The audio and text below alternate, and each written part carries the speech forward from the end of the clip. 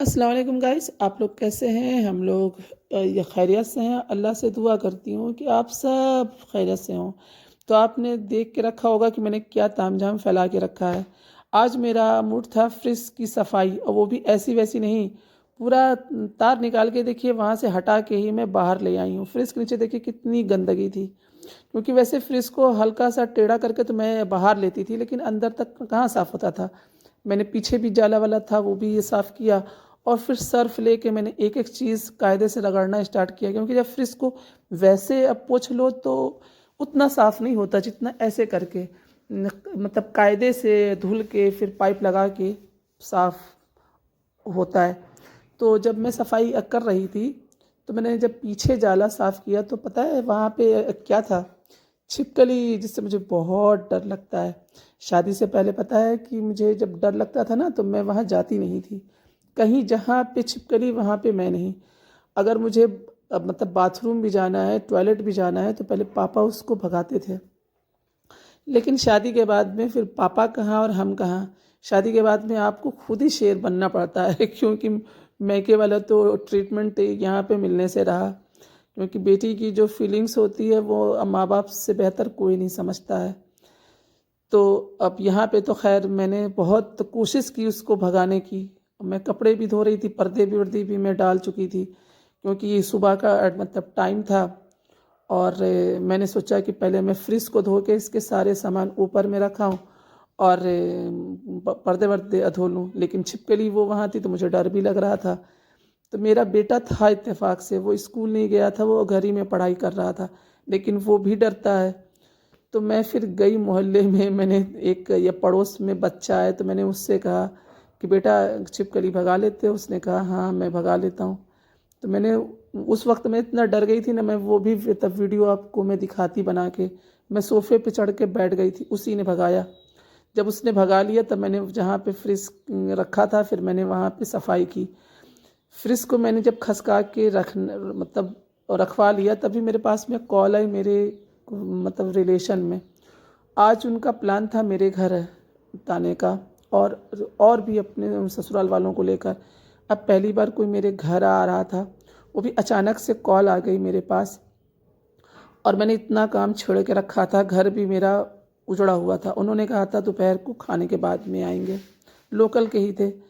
अब मेरे तो पैर हाथ फूल गए, मैं किधर किधर जाऊं? मुझे खाना भी बनाना था, घर भी ठीक करना था। देखिए कंबल वम्बल सब फैला हुआ है, फ्रिज का सामान सारा, क्योंकि मैंने बिस्तर उस्तर उठाया नहीं था। ये डंडे से मैं छिपकली भगा रही थी, तो वो हर सामान समझिए फैला हुआ था। तो मैंने फटाक से बेटे के लिए पहले नाश्ता बनाया, क्योंकि उसने नाश्ता किया नहीं था। क्योंकि मैं बच्चों को हमेशा गर्म ही देती हूँ बना के, मतलब कैस्ट्रोल में रख दो तो फिर वो ठंडी ये लोग खाते भी नहीं, क्योंकि मैंने ही आदत बिगाड़ दिया है। तो मैंने पहले बेटे को नाश्ता मतलब बनाया, एक तरफ चाय मैंने बनाई, और मैंने ऐसी चीज़ उसको दी जो उसको नहीं पसंद है। सोया मेथी आलू की सब्ज़ी वो नहीं खाता है, सब्ज़ी के नाम से उसे बुखार आता है। उसे बस खाली क्या सालन, कबाब, अंडा, ये सब हो तो वो कायदे से खा लेगा। 2 रोटी खाना है खा लेगा, लेकिन अगर मैं उसे सब्ज़ी दूंगी तो वो एक ही खाए जो है रोटी या खाएगा, इसीलिए सूखा है। देखिए मैं नाश्ता लेके जा रही हूँ, उसका उसका क्या कहते हैं, सब्जी देख के उसकी भूख ही मर गई। खैर, खाए ना खाए क्या चीज़ कर सकते हैं, रोज़ तो उसकी पसंद की बन नहीं सकती।